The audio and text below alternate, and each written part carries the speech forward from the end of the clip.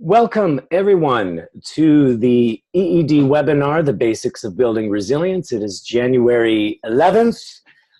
We had rescheduled the webinar from January 9th. And joining us, we have Philippe from Luxembourg, Irene from Italy, Anne-Marie from Nova Scotia, Sebastian from Hamburg, Germany, and Jim from near Toronto, Ontario. And I'm currently in Canada, just outside Toronto, leading the webinar today. And my name is Troy York, founder and creator of Emergent Essence Dynamics. So welcome, everybody. For those of you participating on the call, you can remain muted to cut out any background noise. And you can also feel free to cut in at any time. Just unmute yourself and interrupt me with a question or a comment. I welcome that. Let me know if I'm going too fast with too much information. I'm happy to answer your questions along the way. And if there comes a question where I say that could be answered later, I will note it and answer it later. Okay. We will be doing webinars either twice a month or once a month throughout the year of 2019. And for this year, I've planned all these webinars to give you an introduction to all the various aspects and elements of EED and exactly what it covers and how it applies to coaching, to leadership, to mediation, conflict resolution, team facilitation, and relationship work. And EED focuses more on an underlying level of all of those professions, which is the basics of human dynamics and how we operate in relationship with everything, including ourselves. And this has far-reaching applications to the professions I mentioned, including the healing arts, including even sales, because everything is based on communication, presence, and relationship work. So the first place we're going right now is the basics of building resilience, because all of this encompassed together, whether you're coaching or leading or mediating or even doing sales, you get much, much better results when you focus on a person's level of resilience and when you increase their level of autonomy. This brings out more creativity in the person, and they are less reactive and more proactive. Now, I'm going to explain all that throughout this webinar, what I mean by that. I'll define resilience. I'll define why exactly do we operate more from a reactive place than a proactive place. The benefits of this is that it reduces escalated conflicts, it reduces stress, anxiety, fear, need, desperation, and it takes us into a place away from just merely surviving, and we move into a level of thriving with free will and choice, as opposed to feeling constantly driven to create, invent, reinvent, or transform or change, or withdraw from everything in general and just close ourselves into a bubble with a pillow over our head or hide like an ostrich in the sand. For many of you in coaching, your clients are coming to you saying, I need to change my life. I need to transform. The very first thing you need to look at is why? Why do you need to do that? And I put in quotes, need. Because most likely they are coming from a non-resilient place. And they are either fighting something or fleeing or avoiding or trying to search or escape or cling to something. And they're trying to make their life more convenient for themselves, more happy and fulfilled for themselves. But if the level of resilience is not addressed, they will never reach a level of satisfaction because they do not feel like they have sovereignty over themselves. That's what we mean by autonomy. Now, the goal of coaching and leadership and mediation is to have people feel more fulfilled, and to feel more at peace with themselves, to increase their level of well-being. But many systems still are not addressing the level of resilience. What they're really doing is filling a lot of holes and giving a lot of temporary replacements, a lot of feel-good covers, but it doesn't get at the root of a person's well-being, which is basic resilience. Any comments on that so far? I see some heads nodding, so I'd just love to hear what your thoughts are on what I'm saying, or if my claims are totally outrageous, just let me know. Yeah, Jim. Troy, I'm just going to agree very much after spending a year doing CTI certification process coaching. If we don't focus on that resilience within the client or listeners, so focused on solving their problems or making incremental improvements, then nothing really changes for them, and we keep having the same session over and over again. Right. So I love what you're saying, and that's why I'm nodding my head. Right. Is to give a metaphor, it's like, you know, for all intents and purposes, and, you know, with a natural benevolence towards people, we just keep putting band-aids and band-aids and band-aids over the cut, but we're never addressing the actual cut or wound. We just keep putting band-aids over it. So we think we're solving the problems, but we're not actually addressing the real pattern beneath the problem. And the way to really address the pattern beneath the problem is to access this deeper level of resilience. And what I'll talk about is what's beneath the resilience is a connection to source energy, and I will define what source energy and source being is. This is why I call this emergent essence dynamics. Essence is the fundamental nature of ourselves, our more permanent and timeless self. You can call that higher awareness, you can call it all potential. It's from there that we actually can make changes and transformations, because we can completely restructure ourselves from source. Source is a place of all possibility, and what emerges from source is one facet or aspect of who we can be from source. All right. If we get disconnected from source, we're just left with sort of this empty shell of ourselves, trying to keep filling ourselves up with knowledge, with experiences, with stuff, and constantly feeling like it's never enough.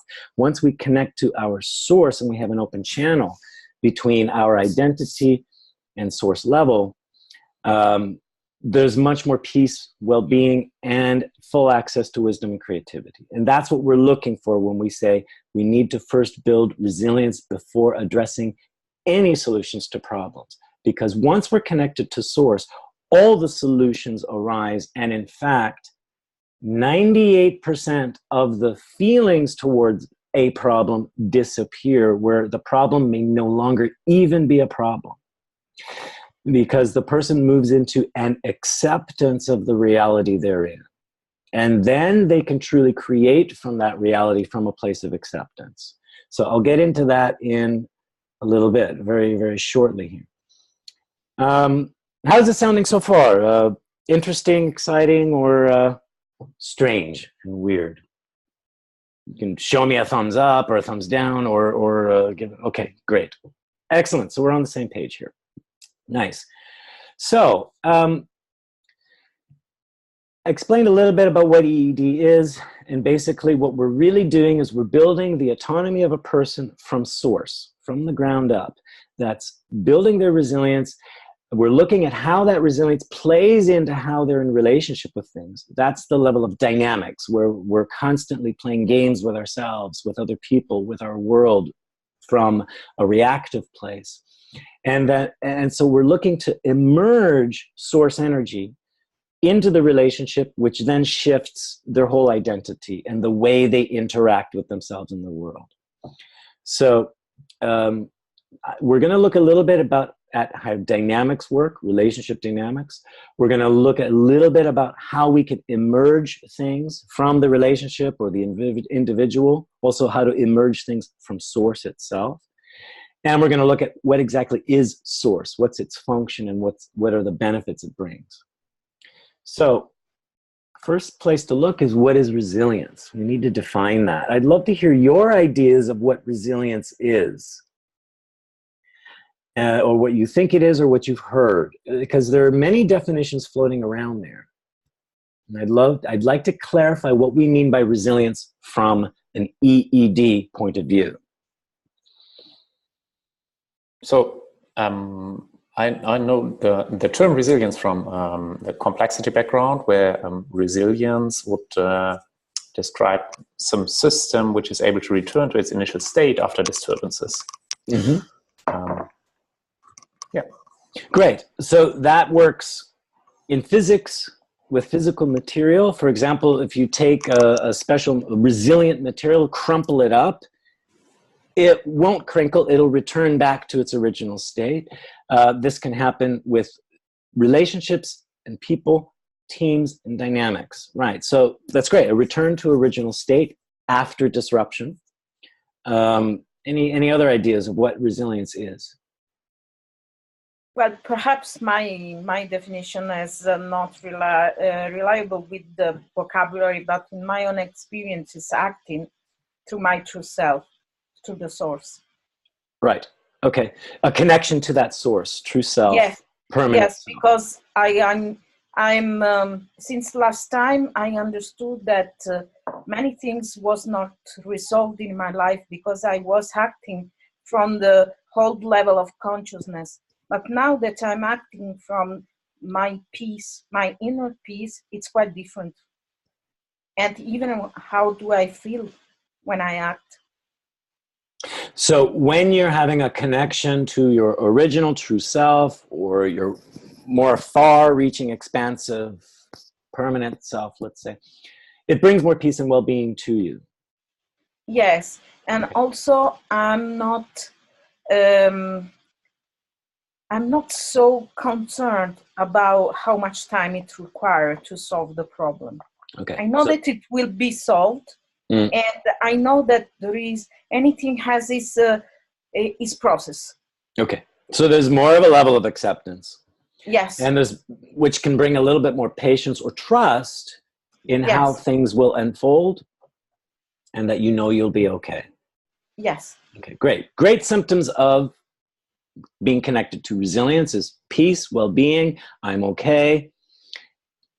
You're still actively involved with everything going on. So resilience does not mean that you're withdrawing from the situation. You're actually more in the situation and more highly aware, alert, and active. Yes. Okay. It's not about avoidance. Sometimes it's the moment to act or just to understand what's going on. It's how can I move better in this situation?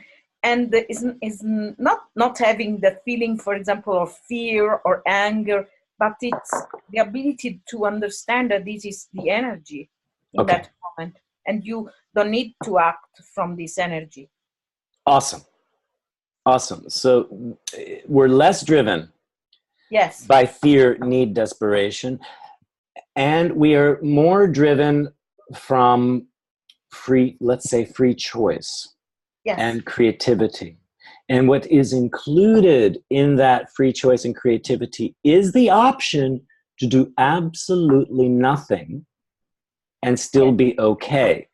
Now, this may sound strange for some people specializing in coaching or consulting. It's like, what do you mean do absolutely nothing? Well, if you have to do something to change the situation, it's not going to be a true change. We're going to get into that in a second. I'll explain that in more detail. Because then you're not acting truly from free choice. You're still being reactive and being like, well, if I don't change it, then there's going to be upset, disturbance. I'm not going to be okay. So that is only adding resistance to the change, and it's adding more stress and anxiety to the change. The first place to go is build resilience so that we can then address the change for what it really wants to be, as opposed to what you think it needs to be. Okay. Philippe, did you have something to add? I saw you unmuted. Yes. So I just want to make sure I understood what you just said. So does that mean that the very first step in every situation when you're under stress is first basically to gain complete acceptance of the situation that is present, so that you have resilience and more, so you have more your creativity at disposal at hand, and it's only once you've done that that you're able to make a fully free choice to change the situation only if it is absolutely needed. Is that what you're saying? Basically what I'm saying, yes. I'm saying what we're teaching here is before you transform anything, first come to a bit of a level of acceptance of the situation itself before rushing into change. And I'll show you how that works in a few minutes here, because I break that down. Before rushing into transformation, take a moment to connect with your resilience first, because then, well, to be very blunt, you won't make stupid decisions. Okay. And if you want to talk neuroscience, you won't be operating from the reptilian part of your brain. You will move things more to that frontal lobe that is more discerning. Okay. So there's a few points here I want to add on what is resilience. So it is your innate ability to bounce back, which we already mentioned. Okay. It's no matter what the stress, no matter what the tragedy, no matter what the trauma, you're still alive. You're still here. You can bounce back. Okay, even with your cuts and bruises, you're still able to be aware, conscious, and move forward. So, and this is a natural, innate ability that we have. Okay, if you want to get extreme, traumatized victims have ways of still surviving the trauma, even to the point where they can dissociate and compartmentalize and create multiple personality disorder in order to still remain in a normal state, so that they can cover up those traumatic memories, compartmentalize it into another personality. Okay, so that is an act of resilience. Now, what's very interesting is we actually don't experience our resilience naturally, or we don't consciously pay attention to it until we are faced with crisis or trauma. This is like, for example, when you hear those stories of the grandmother lifting a car to save a child, right? They get this super strength, all right? Normally, we're trying to use our reptilian brain to solve all our problems and stresses and anxieties, and we're bypassing our resilience, okay?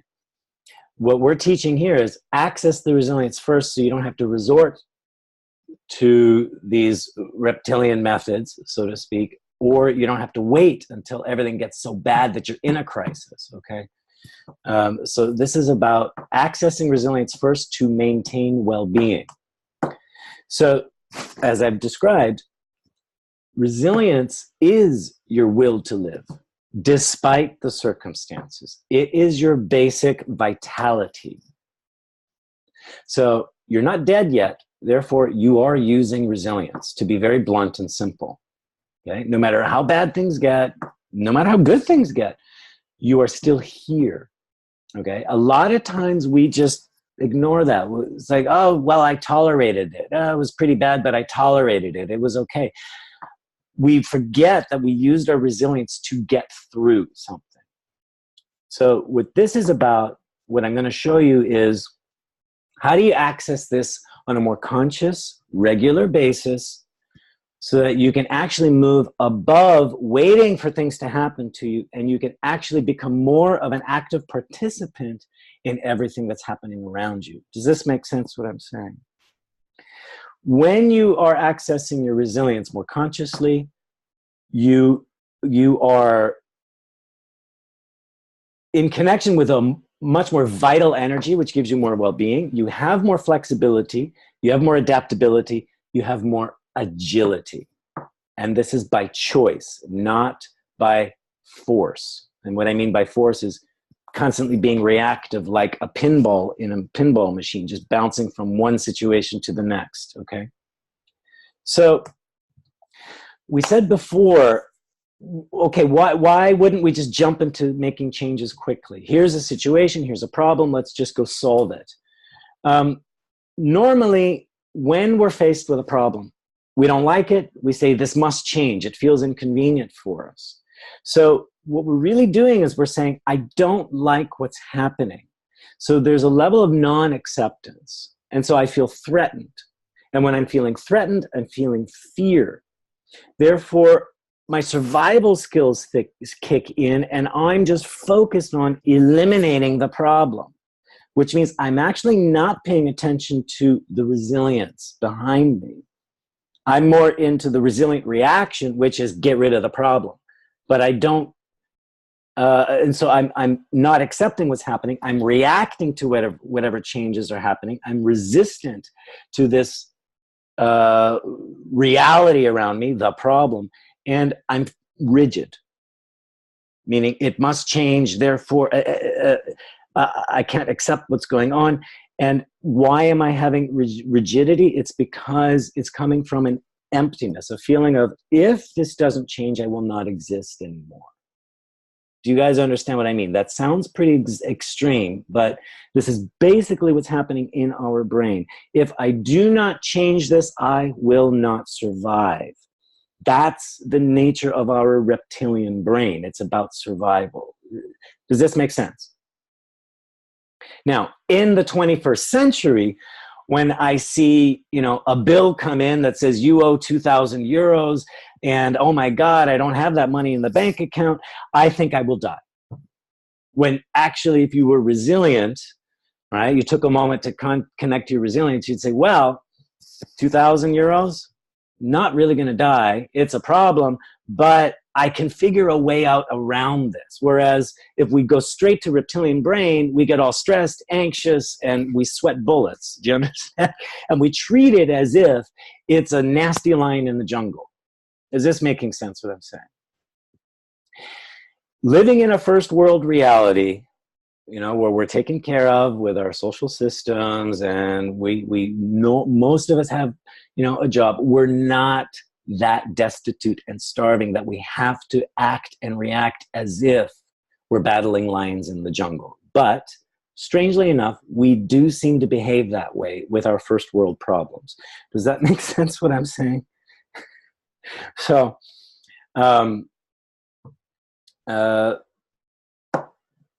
what resilience will actually do is cut that drama out and say, hey, you're well equipped to survive in the world you're living in. Okay, we're not under dire threat, okay, with most of the problems we come into. So here's what happens when we connect with resilience.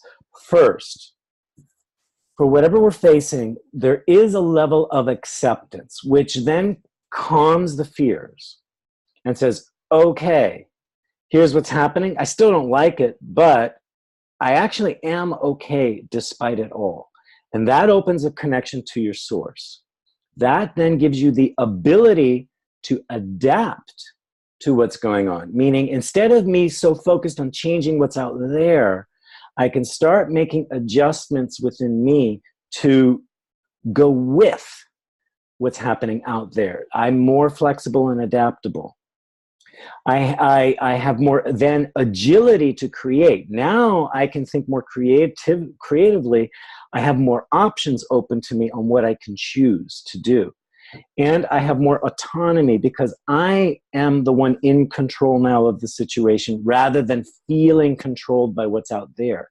That's giving me more liberation, again, more creativity, more resilience, more agility, more ability. So it's actually a perpetual cycle. The moment I have a little bit of acceptance of the situation, I now have more options to deal with it. Is this making sense to you guys? Okay, how you doing with the information so far? Yeah, great. Okay, so now how do we, so let's say, okay, fine. So from now on, in my coaching, my leadership, whatever, I'm not going to rush into transformation. I'm going to focus on first building a little resilience in the people, and then we can start addressing the problems. Well, how do I address what's going on? So I have something else to show you, which is what level of truth are we dealing with when we're working with our clients or other people in relationships or even ourselves. So first, and this is what we're doing in our day-to-day life. This is what most of us are dealing with as coaches, leaders, consultants, is we're dealing with people's stories, the stories that they tell. It's that they tell you, it's that they tell themselves, it's that they tell the world.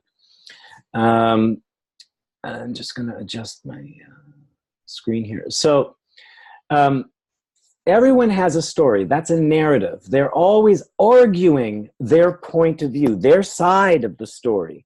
They're projecting the truth they want you to believe because they believe it themselves, and they're giving an image of who they are, okay? Everything to do with story is a singular truth. It's only one piece of the pie because it's coming from an individual perspective, individual point of view. And this is their outward expression, okay? So when your client comes to you and says, look, here's what's going on. I'm having problems at work. I'm having problems with my spouse. I need to change this. I need to change that. I need to become more this, more that. I need to get rid of this and that. This is their level of story. This is the truth that they believe. It doesn't mean it's the whole truth. It's only a partial truth. And if you interact only on this level, all you're going to do is go in circles because they're always trying to reinforce their argument because that argument works for them right now because it keeps them in their comfort zone and of surviving. They may even hate themselves and hate their life, but that's still part of their story because this is what creates their identity. If you try to make changes from this level, it's very, very difficult to change because they'll always have a better argument on why they should not change that story. How are you guys doing with this information? Okay. So we need to go on a level deeper than story, okay? By the way, EED does not deal with this level. We'll let them tell their stories, but we're not interacting with their story or their level. EED goes on the next level underneath, which is the level of their game. This is how people act and interact in relationship to things. Either it's relationship to themselves, relationship to others, or their world. Okay, and when I say relationship to others, that can be people, events, or ideas. Okay, so even when a client comes in with their topic, okay, I hate my job, they're in relationship with that job. That job is affecting them just as much as they are affecting the job, okay? So the job has its story and the client has their story. And so what's happening is now you've got two singular truths in opposition to each other. This creates conflict. It creates contradictions. It creates struggle. It creates fear. It creates the need to survive, which also brings out the need to change things, okay? Now,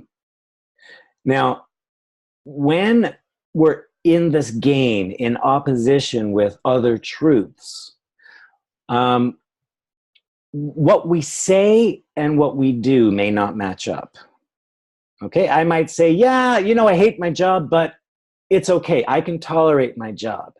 But underneath, I'm feeling differently. I have unconscious behaviors or actions that are showing that the story doesn't match the game I'm playing.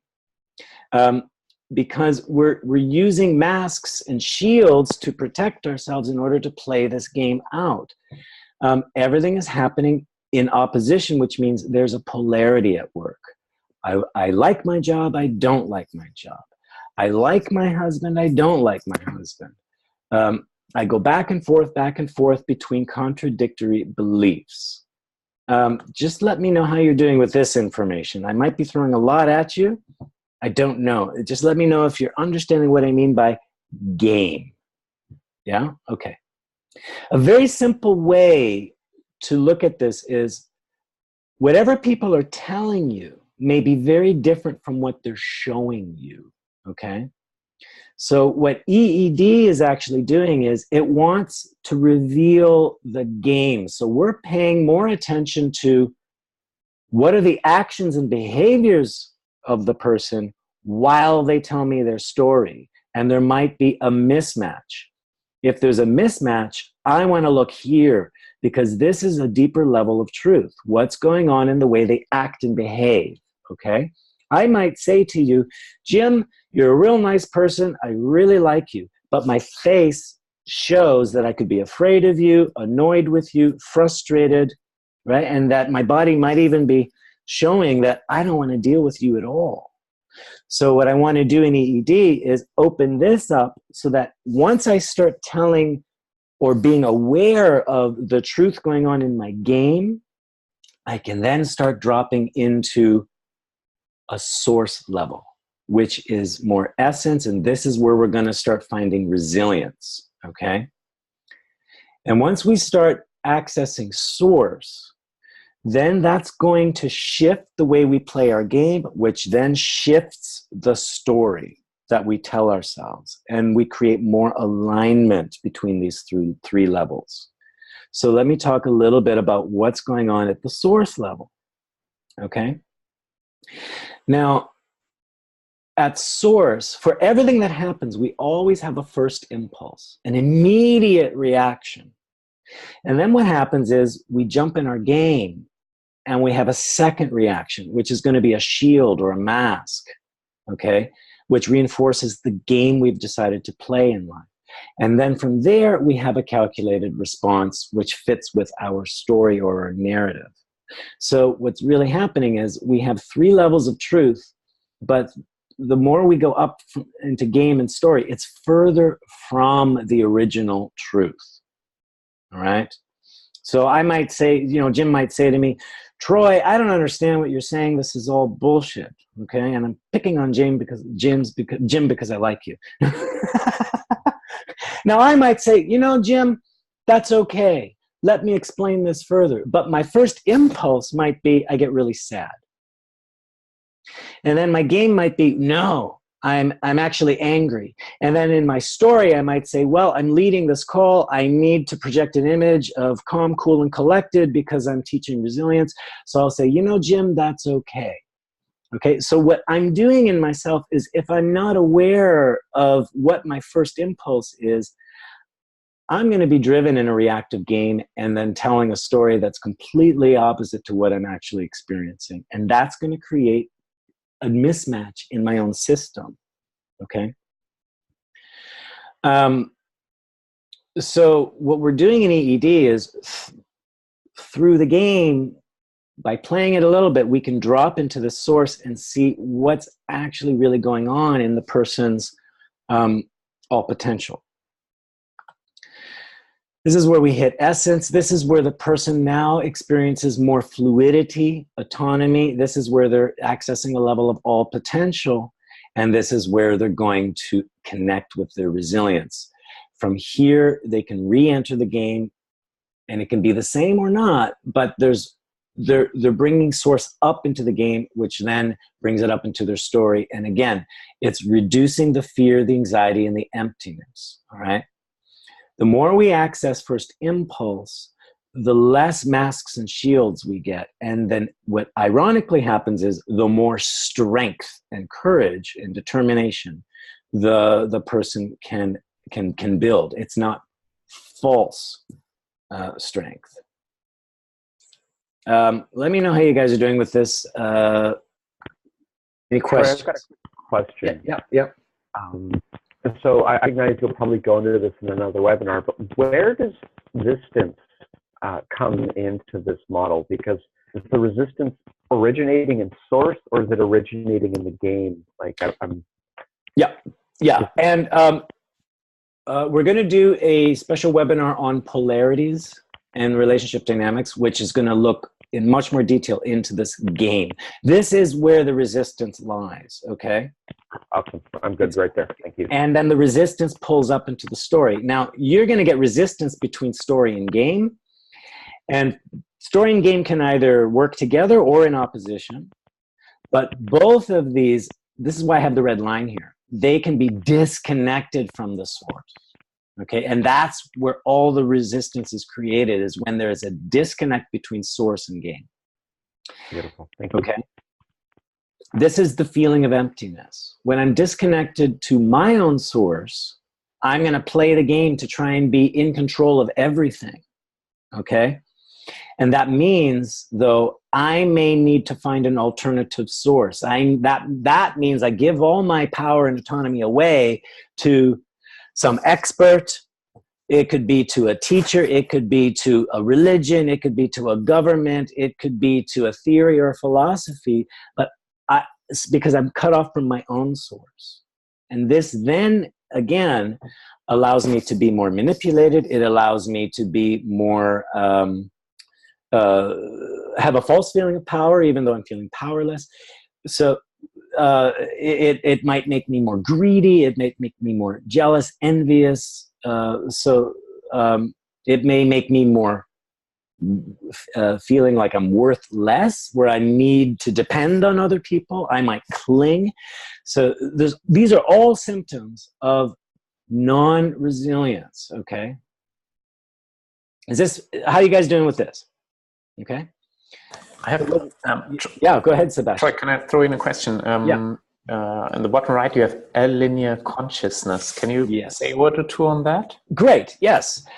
So this has to do with if you're coaching or leading or consulting. Okay. If you are interacting with the story of the individual or the game that they play in relationship to things, everything is going to have a logical sequence. Okay. Everything has a logical argument or a logical play of events. When you say this to me, I react angrily, I get aggressive, and then you get hurt, and then I get sad, and then I say I'm sorry, and then I want to ask for your forgiveness so I can stay connected with you because I don't want to lose you, but then you annoy me, and then I hurt you again. Do you guys understand? Like that's say on the game level, it's still logical and linear. A, B, C, 1, 2, 3. My arguments have a logic to them, okay?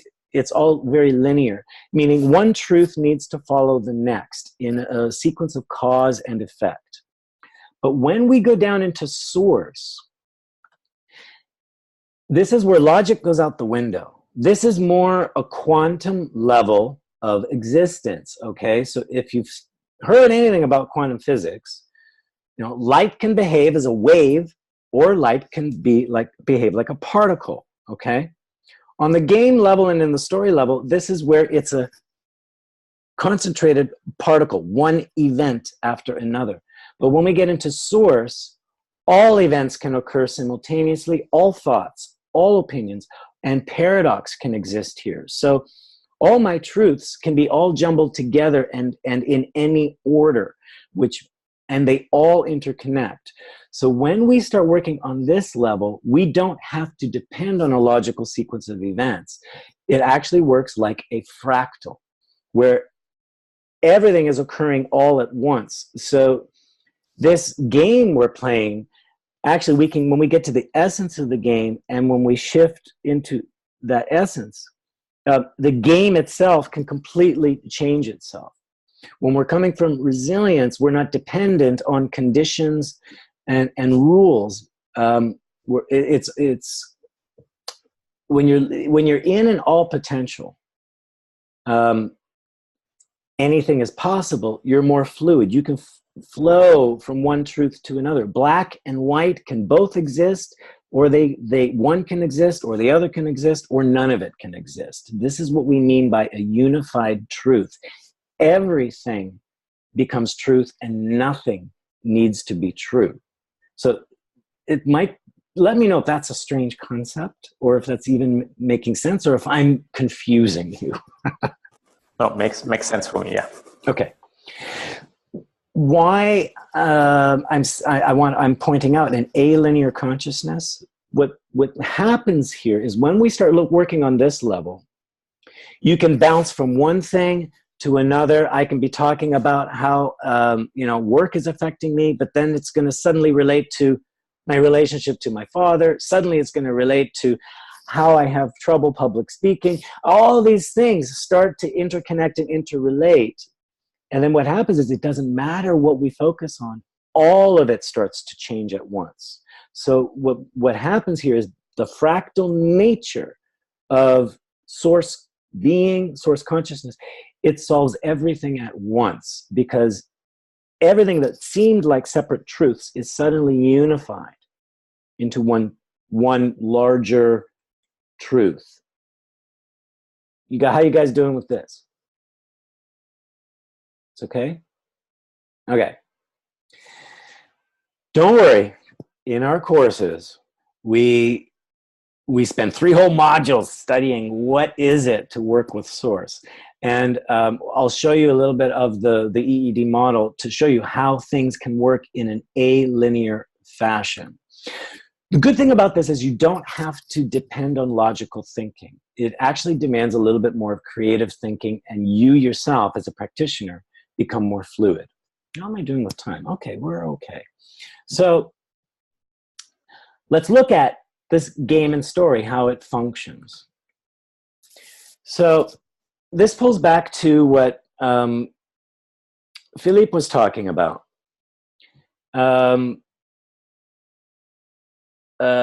Basically, you were talking about why, what was it? Oh, it was a long time ago. Acting from fear, or it's like, this is our normal reaction. We see what's going on, we judge it, and then we want to act upon it, okay? So that doesn't work for me. I need to change it. What we're really doing here is we're closing ourselves off from an outside reality. We're sealing our bubble, okay? So all of us live in these little bubbles of reality, okay? This is my sphere of experience. This is your sphere of experience, okay? I'm not actually connecting with you. I'm connecting with my idea of you. And this is all filtered through my judgments, based upon my experiences, my conditioning, my belief systems, and you either fit or you don't fit, okay? And the way I'm in relationship with you when I'm coming from a sealed bubble is I'm either projecting my beliefs onto you, or I'm judging the beliefs you project onto me, and they either fit or don't fit. We can have either consensus, meaning agreement, or we have opposition, okay? And then this is where I'm going to try to change you to fit my bubble, or you're going to try and change me to fit your bubble. And this is basically how we are operating in our everyday lives if we don't know how to open this bubble to a larger sphere of reality. So when you have a lot of clients coming to you, this is where they're coming from. Look, this stuff that's happening out there is not convenient for my sphere of reality. I need to change it to fit, or I'm going to have to change myself to fit it. And either way, I don't feel secure. Is this making sense to you guys, what I'm saying? So how is it happening? How do we keep this sealed?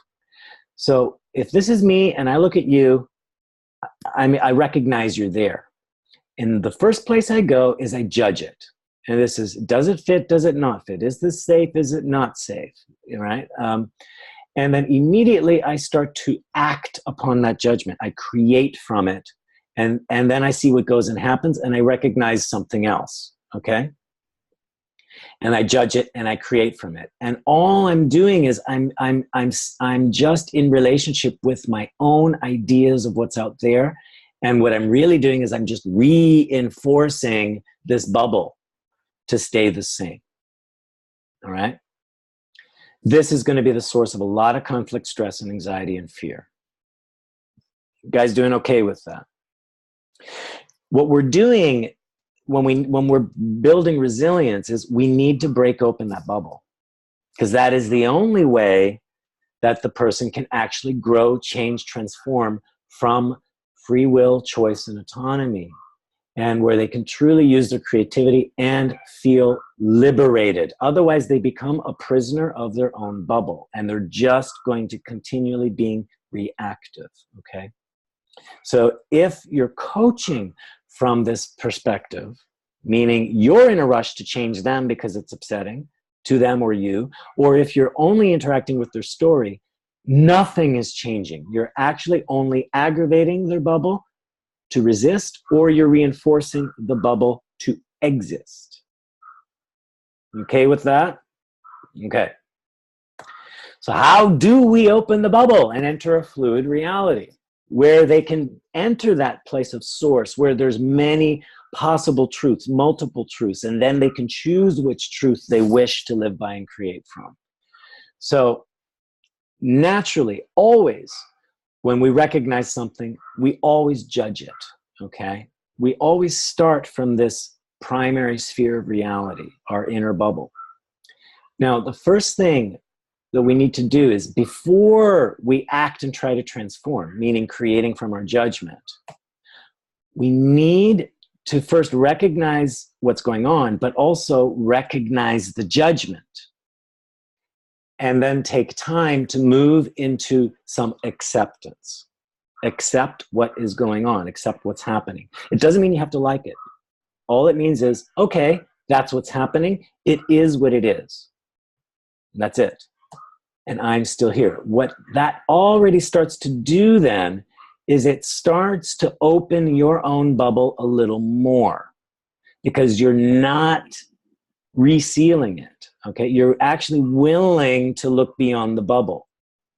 So from acceptance, just a little bit of acceptance, then start putting your focus on what's going on over there. And this is through fascination. Fascination is different from curiosity. Curiosity means I'm protecting myself and I'm looking over there and I'm saying, I wonder what's going on there, but I don't want it to affect me. Fascination is different. It's I'm willing to put my whole self out there to really experience what's over there. Okay, that's what enables the bubble to open. All right. From fascination, then you can take back into your bubble what you've discovered over there and let it affect you. As soon as that affects you, you're opening more of a circular motion of energy and awareness, and by a mirrored effect, the other person over there starts to relax their bubble and it starts to open a little more, okay? What's happening then is as the relationship is starting to open, okay, the bubbles are starting to open, there's a relaxation that starts to occur in the relationship, and you can start to enjoy what's going on over there rather than fear it, okay? Because you've gotten the proof, hey, there's something of value over there. It's enriching me. I can enjoy now being in relationship with it. Once that enjoyment kicks in, you've expanded your sphere of reality to really experience what's over there, as opposed to imagine what's over there. Do you guys understand the difference? Okay. That's where then you can start to now engage, meaning, okay, now I've stepped in with both feet. I'm now in conscious relationship with what's going on. Now I can participate in it. And this is where we're going to have a more truthful, fluid game going on. It's not a game of conflict and opposition. This will now move into a place of more co-creative unity, co-consciousness. And this is where then you enter a fluid reality where you are being created by what's out there and you're creating what's out there. And this is where true transformation takes place. And at the same time, you are far more resilient in the way you're interacting with everything. How are you guys doing with this information? What questions or comments come up here? Yeah, Jim. I'm loving it, but I'm just wondering, would you be able to do a short demonstration? or story of like a coaching session that you've had that followed that simply? I can make one up, like as an example, but also I do, if we have time, maybe do a short demonstration to show how to open the resilience. But this is something that you can try in everyday life. And I wouldn't recommend starting with the hardest thing in the world, okay? Let's start with something easy, something that you can find a little bit of acceptance. It might disturb you a little bit, but you can still be okay with it and accept it. So for example, okay, new guy at work, okay? He's a little funny looking, and he's a bit of a show-off, and he's arrogant, and he acts like he knows everything in the office. And what's really weird is all the coworkers are gravitating towards him, and I don't like this guy at all. I mean, I want him out. And in fact, if he gets a little more popular, it might threaten my authority in the office. I think this guy might start stealing ideas when we're in meetings because he's so nosy. He wants to gather all this information from people. So do you see the way I'm talking to myself? I'm interacting with my judgments of them, and I'm already getting myself worked up to not like this guy and to create conflict with this new guy at the office. Why? Because he was funny looking and he was socially interactive with everyone. Okay? Who knows why I'm reacting that way? We'd have to go down into game and source to find out, but let's just go with my story. Okay? So first thing to do is, okay, so the guy's funny looking. All right. So that's what he is. He's funny looking. We don't need to do anything about it. It is what it is. You might not like it, but okay, so yeah, the guy is funny looking. All right, he's funny looking, fine. With those little beady eyes and that crooked nose and funny hair, right? Okay, so, all right. So it is what it is. So now take another look. What's fascinating? Okay, so I'll go with the beady eyes. Okay, funny looking face, beady eyes. Well, there's something penetrating about his look. I mean, he actually looks like there's some intelligence behind those eyes. Now I'm starting to move into some appreciation, right? I've moved beyond my judgment, and I'm now actually forgetting about myself and looking at, oh, so there's some intelligence in this guy. Oh, it seems, okay, so he's actually interacting kind of intelligently with people. Wow, okay. That's interesting. I appreciate that. Okay, here's a smart guy. I'm actually enjoying now that intelligence in him. Okay, now I can engage with this guy. I can start actually participating with his intelligence, let's say. And now I can start creating more truthful relationship with him. Okay, that's a really simple example just to break through. Okay, again, if you're coaching them, keep them more into the fascination. If they break the fascination, move them back to the acceptance. The rest follows through quite naturally. And what you do not want to do is have them act upon the judgment too quickly. That's what you want to suspend them from doing. Does this help you, Jim? Okay, and with each stage, this builds more resilience in them to stay in relationship without closing up, okay? And so this is what it looks like, is in every coaching session, leadership session, consulting session, your client is going to operate on this closed bubble level. With the EED model, you drop them down into this more open, fluid level. And then they'll go back up there. And you can let them play around in here, but you drop them back down. And what you're actually doing is giving them free access to toggle between the two realities. The more they can consciously open their own bubble, the more freedom, autonomy, and resilience they have to deal more truthfully with themselves and with their relationship. This is one of the basics of building resilience, is to be able to move yourself and other people back and forth between these two levels, okay? Now, from this level, where it's a more open game, more fluid reality. They can drop into a deeper sense of source energy, which I'll show you towards the end of what that looks like. So what we're doing in EED is, this is the first thing you learn, is how do you drop into this level, okay? And how do you interact from this level, because this keeps people more open, less fearful, more resilient.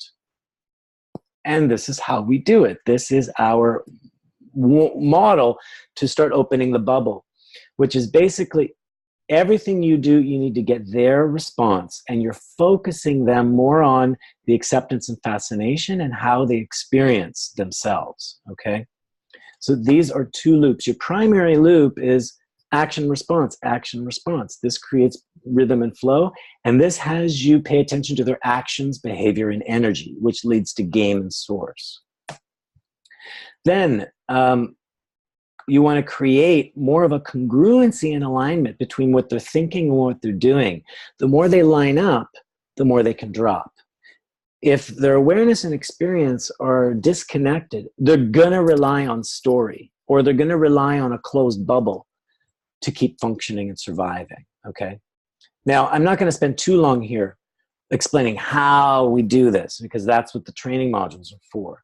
But this is what enables you to keep the bubble open and to keep the interactions flowing and to start building the resilience. So how do we build resilience once we start accessing source energy? It's through this embodiment loop. Okay, this is where you start directing energy. For every moment, for everything that happens, every response is like a spark or an impulse, okay? And what we want to do is build impulse into active energy, okay?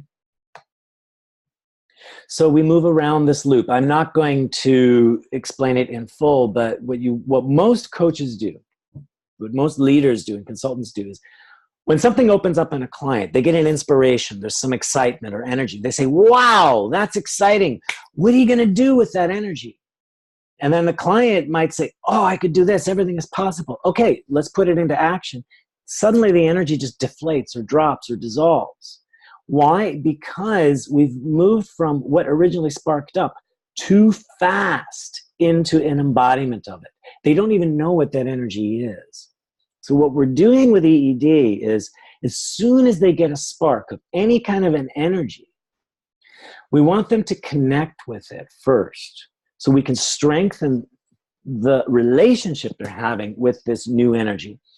Then they can find out what that energy contains. What's the strength? What's the resource? What does it bring them? How does it feed their own well-being?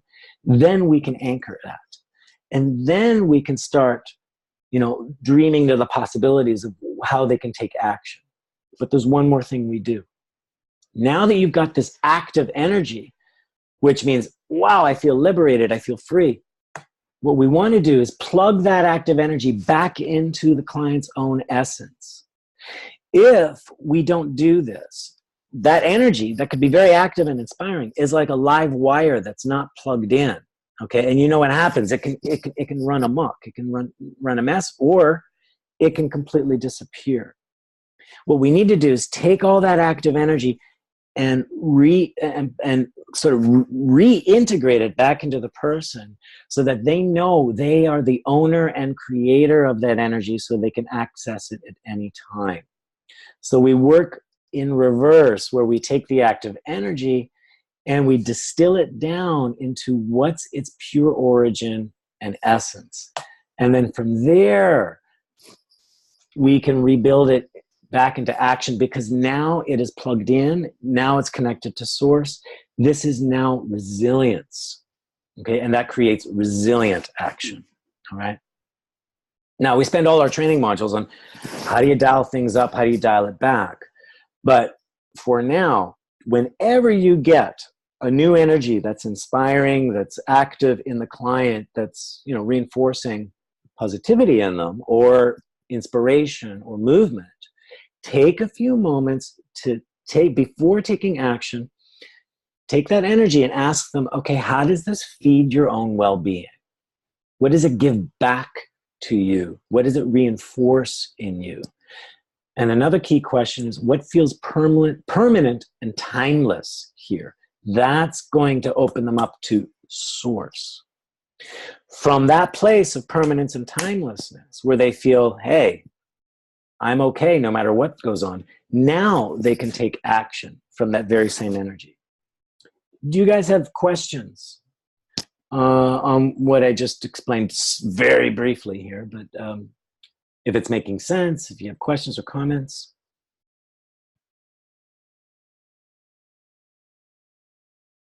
You guys okay? Just give me a thumbs up or a thumbs down if it's all good. Okay. So the inner loops here bring greater leadership presence and agility to your interactions, to your coaching, to your relationships, okay? Because you're opening your bubble, which is opening their bubble, okay? You're constantly working less with their story and more with their actions, behaviors, and source, okay? And you're lining all of that up, okay? Yeah, go ahead. I have a question. Mm-hmm. How important, for example, is help our clients with our own energy? It's the question that comes up in my mind, because it's what I learned from your webinars is that there is not all about talk, make questions, and all the stuff.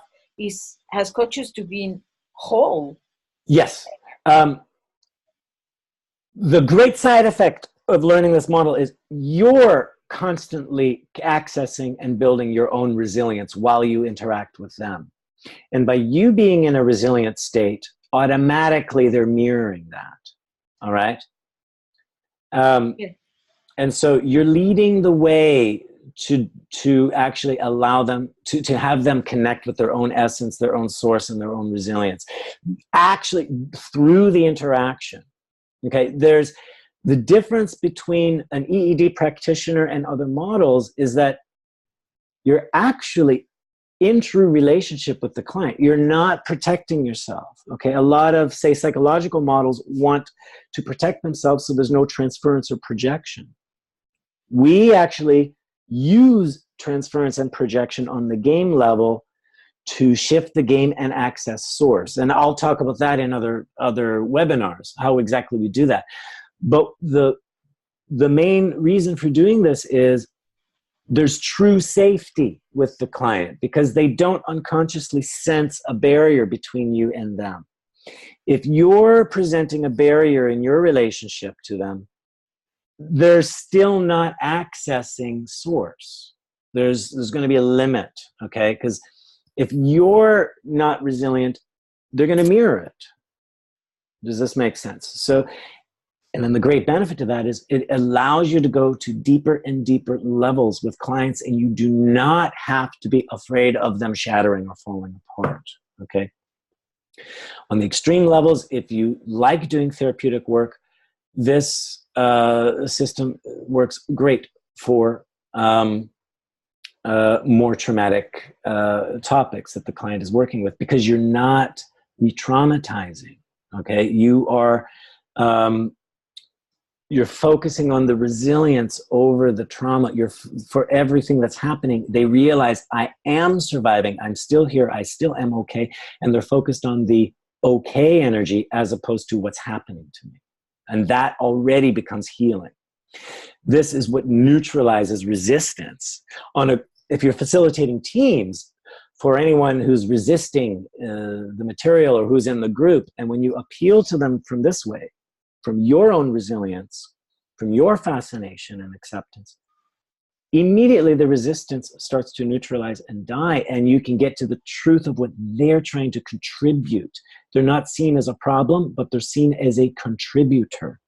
And what always happens when you do leadership from this EED perspective, the greatest resistor becomes the greatest champion of the group. All right?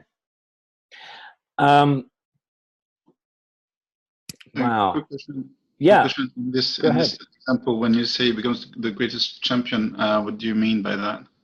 It means that So in leadership, some of the people that are trying to create the trouble or hijack the group, they're not intentionally there to sabotage you, okay? Very rarely are they like a mole, right? A plant. They're actually really, I mean, otherwise they would, if they really wanted to reject what you're teaching or leading, they would have left the room long ago. They're staying to understand, okay? Now, their questions, their disruptions might be problematic for you, but really what's going on is you're not speaking their language. 98% of the time, you're not speaking their language. And if you're not accepting what they're bringing to the table, you're actually creating more resistance. And they become even more problematic, and it escalates. And then they're going to do everything they can to create trouble and prove you wrong. It's not because they want to destroy you. It's because they want to learn what they're teaching. And on their game level and on their story level, they're feeling misunderstood and, let's say, victimized. And so in reaction, they're going to victimize you and your material. Is this making sense? Yes, very much. Okay, so you can turn that around by accepting the disruption, becoming fascinated with it, tapping into your own resilience, and start learning their language. And once you bridge that connection, then and you get the first light bulb that goes off with them. It means you need to be flexible and adapt and be agile, right? To build that bridge across to them. Once you enter their island, you can start bringing them back to your island or recreating the whole environment so that they are included. And once that troublemaker sees some of the light and starts to understand, they feel appreciated and they want to learn more. If they have a high level of resistance, they also have a high level of commitment, okay? And when you get them in a resilient state and you accept their resilience as or their resistance as a contribution, suddenly that starts neutralizing the fight. And then when you recognize the contribution they're bringing, now you can start co-creating with them and getting everyone online and on board. And that person most likely acts as a gateway for the rest of the group to open their understanding. Okay, because in a way, when the leader of resistance starts to become a champion, the rest of the group follows suit. Sebastian, you were working with teams as well. I mean, how is this sounding to you when I explain this?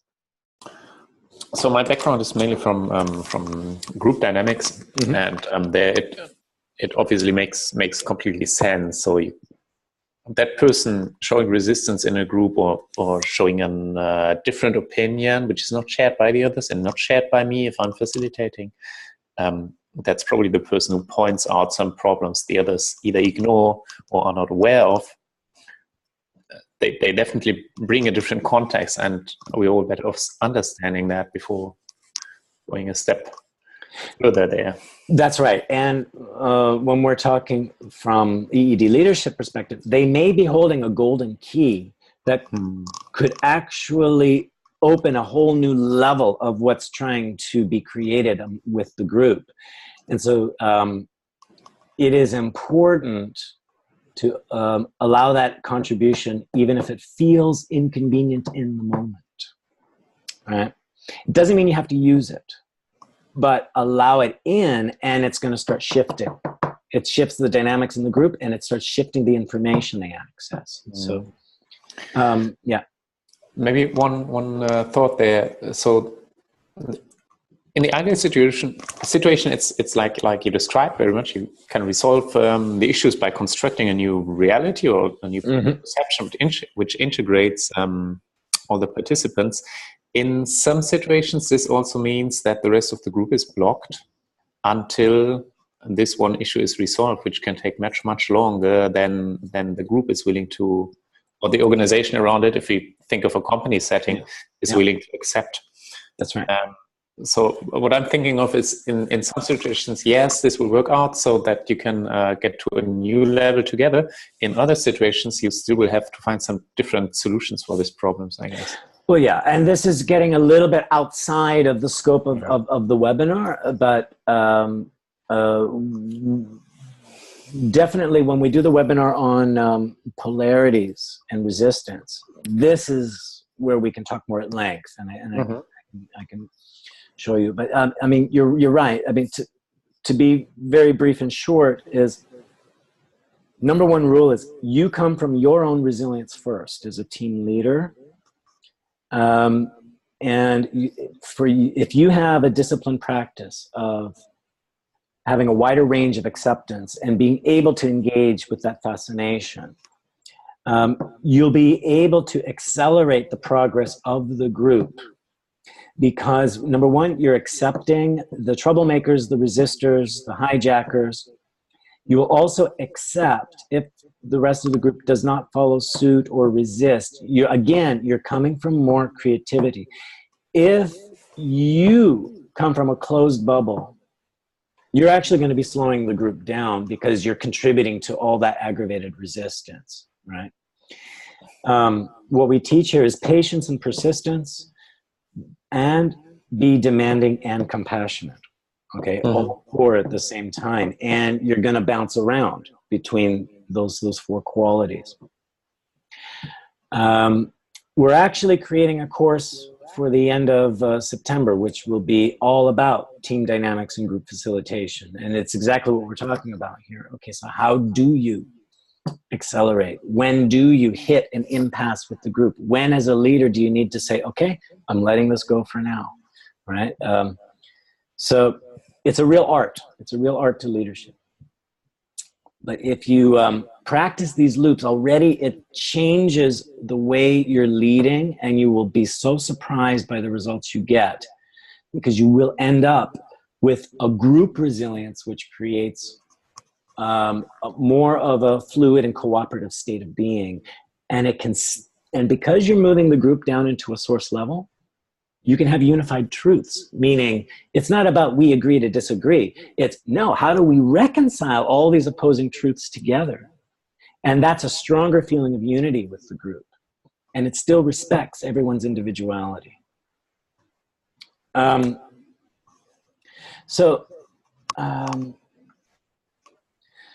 just wanted to show you this,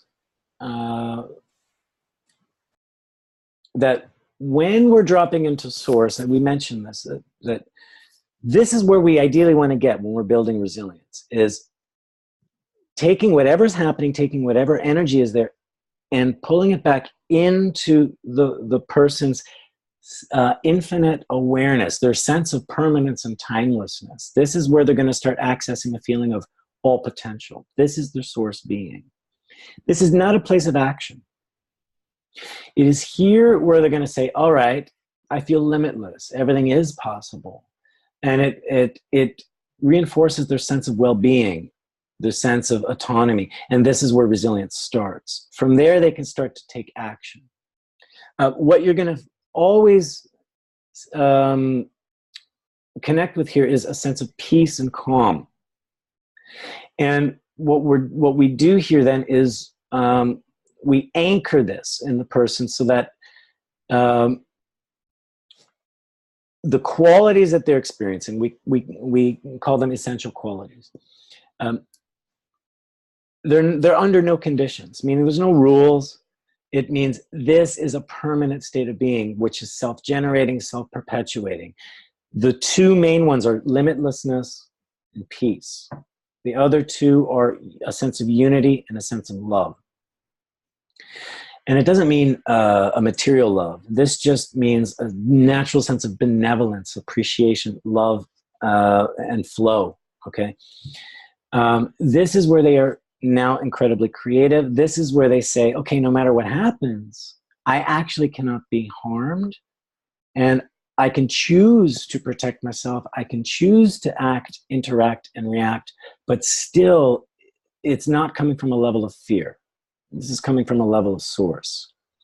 And when we get people interacting with themselves or in their relationships from this essence to essence place, this is where all the true transformations take place. This is where they can let go of beliefs. This is where they can create new beliefs, and we anchor that. This is where they can start to shift their own identity, and they are less and less driven by the things around them. This is ideally where we're going. And in every EED session, we do hit this place. And then we rebuild the game, we rebuild the story from there. And what happens is the person is now more congruent and aligned with themselves. And our next webinar is going to focus on how do you create congruency and alignment. So there's more coherence in the way they think, behave, and act and feel. Any questions or comments here on this? This sometimes might seem a bit elusive, or does this seem logical for you guys?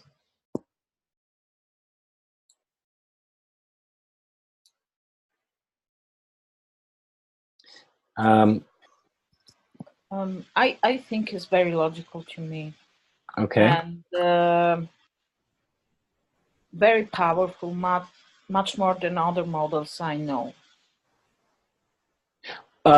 What's making it powerful? This, by the way, is I'm showing you how then the three levels work together. This is the level of, let's say, story, then game, and then source. And we can interact with all three, okay? Here's the individual story. Here's the relationship. Now, what EED does is it opens that relationship so we can start shifting the game. We drop the person and the relationship into essence, where then they can reconfigure themselves from everything as possible, translate that back into the relationship, back into the individual. And what we're doing is we're opening a channel so they have free access. The whole time they're resilient, so that then, even when they're in a closed bubble, they're still resilient. They don't need to keep sealing it, okay?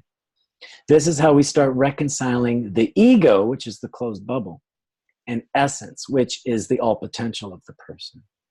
And then what's happening is they're living more and more on this level of relationship. They're in a fluid dynamic with their world rather than a closed, resistant, blocked dynamic with the world, meaning they're constantly fighting or fleeing or avoiding the reality. Now they're in a fluid dynamic.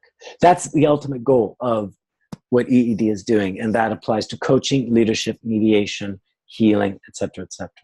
So I want to come back to your question, Irena.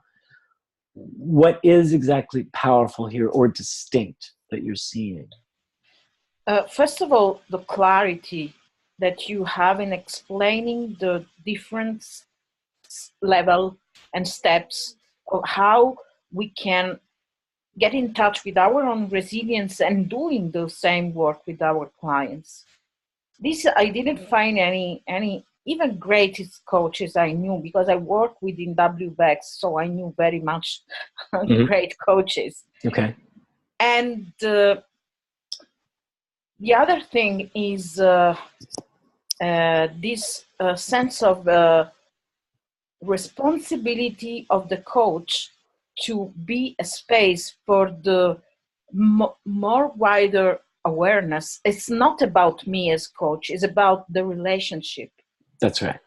This is the truly safe space when there's this fluid flow between, say, coach and client or two individuals, because there is a free access back and forth. I can't create a safe space if me as the coach or facilitator is in my own closed bubble. You see, that's a false reality. So here's the benefit of what I'm saying.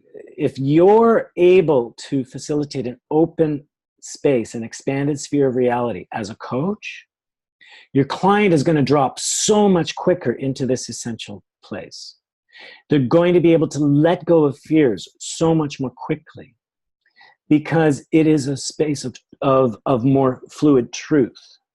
It's not a space of conditional truth. You see, if I'm trying to coach them or lead them from this space, I'm coaching them from conditions, and I'm aggravating their own conditions on themselves. I could say, oh, it's a safe space where you can say and do what you want, but then maybe you're not reacting in certain ways that work with my tools or what I know, and suddenly I'm thinking you're uncoachable and you're resisting me.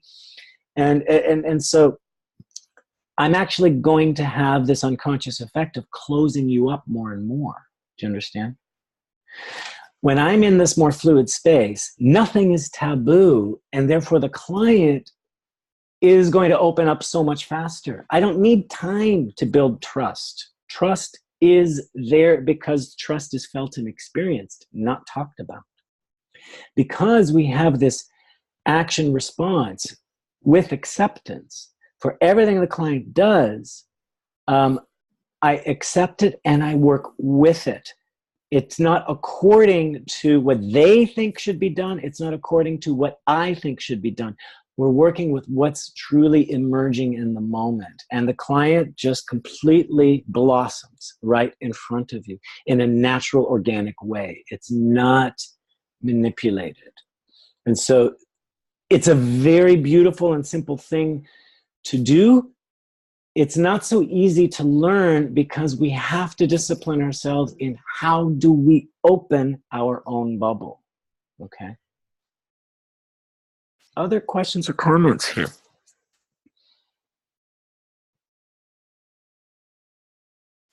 Okay, last thing I want to show you. I did want to do a demo, but I spoke too much too long. I think on the next webinar, I'll be able to give you a demo. Okay, so do sign up for the next one, which is going to be on January 23rd. And it's the basics of reconciling brain, heart, and body. This is going to have to do with the focus loop of awareness and experience and why this is important. How do you create congruency and alignment? Not just, say, between story, game, and source, but between what we're thinking and what we're feeling and what we're doing. It also opens up deeper levels of consciousness in the person. It also starts unifying both sides of the brain, left and right hemisphere. It also starts creating a coherence between front and back of the brain, meaning frontal lobe and reptilian center. So this is another way of not just creating resilience, but creating more of a super consciousness in the client, as well as in the relationship. So you may be very interested in attending that. It'll expand even further in what we were talking about here. And there I can do a demo to show how you create this alignment in the person, how you connect them to source, and then bring them back in with a more highly conscious state of being that feels more resilient. I do want to mention that we have our Module 1 training program coming up. Everything you saw in this presentation, you learn in Module 1. And then Module 2 and 3 take you beyond into how to deal with resistance and how to create from source energy, like vision, purpose, and more resilient actions, strategies, etc. In Module 1, you get all of this basic foundation to open that bubble, to connect to source and build resilience. So we have courses going on in Paris and Munich coming up in February, March, and April. You're going to get an email with more details on that, plus the link to register and a special discount for everyone who signed up for the webinars, which beats the early bird prices. You know, if you want more information on EED, come visit our website, follow us on Twitter or Facebook, or email me directly, either at info@essence-dynamics.com or troy@essence-dynamics.com. I'd love to hear your questions and comments. I hope to see you in future courses, and definitely hope to see you on future webinars. Does anyone have any final comments of like what you're inspired by, what you're taking away, or what's new for you now that you'd love to explore further?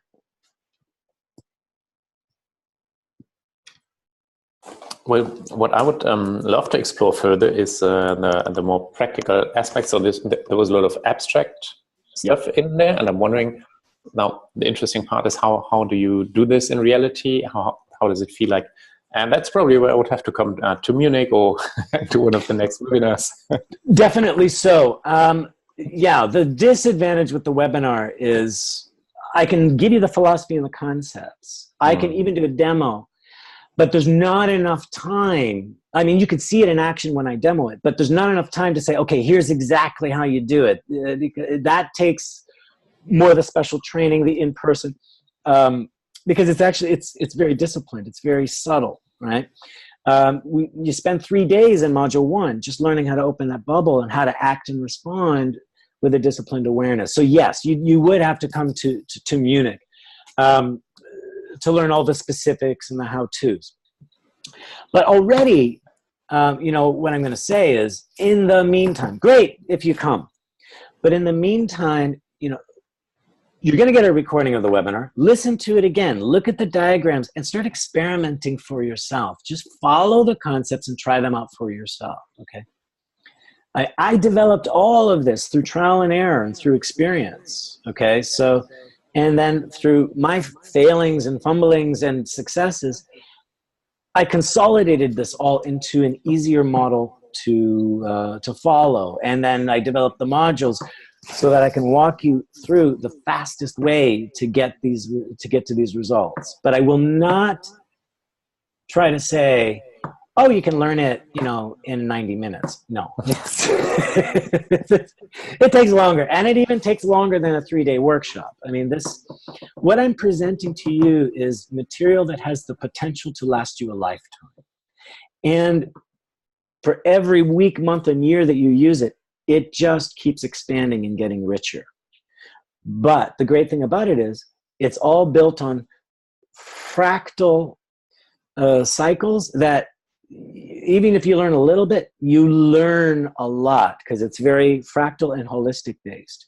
So you don't have to be bombarded with a bunch of different recipes. You're actually doing the same thing over and over and over again, but just with different variations to match different outcomes. That's the beauty of EED. Other questions, comments, or inspirations? I have a question, but it's very specific. It's about the eight stages of truthful relationship. Yeah. I was wondering what the difference is between the step of engagement and participation. Okay. The easiest way is engagement is a decision. I am now in full-on relationship with this thing in front of me. Prior to that, the image I give is, it's like you had 1 foot in, 1 foot out. Right? It's like, oh, I'm fascinated. Okay, oh, I appreciate it. Oh, I enjoy it. Okay, now I'm in. This is with both feet. This is highly congruent. Like, now I'm really engaging with you. That enables me now to fully participate, because I'm willing to act upon you, and I'm willing to have you act upon me. Meaning, we're now able to influence each other. We're willing to influence. So engagement has to do with a decision to be willing. Does that make sense? Yes. Okay. Okay. And then the participation is acting upon each other, and then that is then moving into co-creation, where we're consciously creating with each other. Okay. Anything else? Any other comments of what you're leaving with? Yeah, Jim. Yes. Irina, you go ahead, and then I'll... Oh, thank you. I hope I will be soon in Paris to be in your course, Troy, because I'm very fascinated, and I would like to be more engaged with this style, because it is fitting with my personal growth, and I think it's the best to me. Awesome. And thank you for being such an incredible trainer. Thank you. I really appreciate that.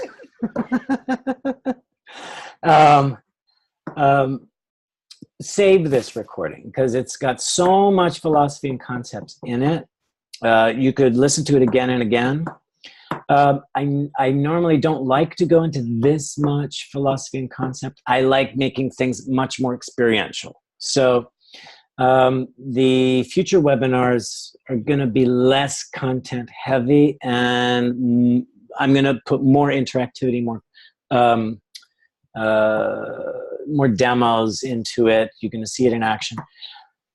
But my intention with this was to lay a foundation, okay? So that then, you know, for future webinars, you could always refer back to here. Yeah. And yeah, come participate in the courses. I can't wait to meet you in person, Irena. And me too. Yeah.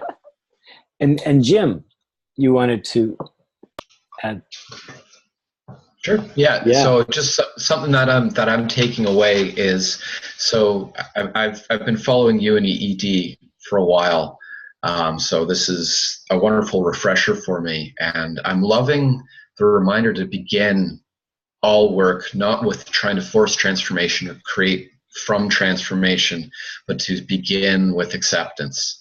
And so that for me is, I'm excited for the next coaching calls that I've got with clients to really to lean into that first, because I think that might deal with some of the some specific details where I've been having some challenges.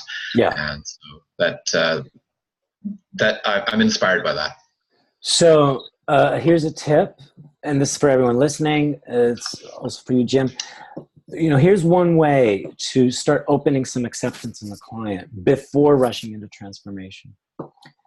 So they'll give you the situation, and then you could say, okay, so what is it you really need to change here or really want to change? Okay, you want to appeal to that story, okay?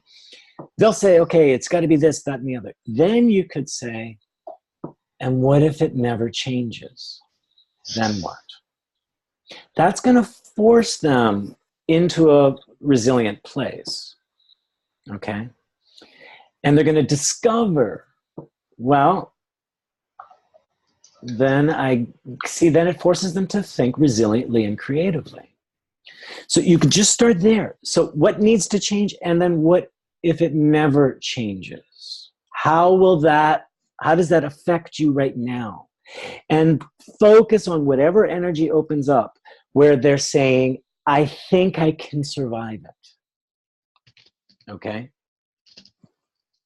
Then, once you anchor that little bit of energy, that's a return point for you. You know, whenever they start to spin out, bring them back there. It's really, really, really simple. Despite everything going on, how am I still okay? That's a great question you could steal. Despite everything going on, how are you still okay? And that takes them out of that reptilian reactivity. Cool? Perfect. Thank you. Great. So everyone, thank you so much. Enjoy the rest of your evening and the rest of your day. And I will be sending you out the recording by tomorrow or sooner. And I hope to see you all again on the webinar. So thank you so much. And totally enjoy life. Okay. Thank you. Thank you. Okay. Thank you, Troy. Bye. Thanks, Troy. Hey, Thank you. bye-bye. everybody. Thank you. Cheers. Bye. Guys.